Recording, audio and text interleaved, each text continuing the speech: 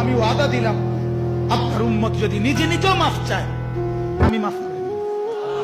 নবী বললেন তাহলে জিবরাইল মালাকুল মউতকে বলো আমার জান কবজ করতে। তাহলে সারাটা জীবন তিনি ভাবলেন উম্মতের কথা। আজ যখন তিনি দুনিয়া থেকে বিদায় নিচ্ছেন তখনও ভাবছেন কার কথা? নবীজি সাল্লাল্লাহু আলাইহি সাল্লাম যখন ইসরাফিল সিংহা ফু দিবে দ্বিতীয় ফু, সবাইকে যখন হাসরের ময়দানে উঠানো হবে তখন প্রথম উঠানো হবে আমাদের নবীকে। হাদিসে আছে 4 ফেরেশতা জিবরাইল, মিকাইল, ইসরাফিল, আজরাইল আসবেন নবীজির রওজা মুবারকে। এসে সবার পক্ষ থেকে জিবরাইল ডাক দিবে, ইয়া রাসূলুল্লাহ, হাসরের ময়দানে যাওয়ার জন্য আপনি কবর থেকে ওঠেন। হাদিসে আছে আল্লাহর নবী সাল্লাল্লাহু আলাইহি সাল্লাম কবর থেকে চোখ মেলবেন আর উঠে দাঁড়াইতেই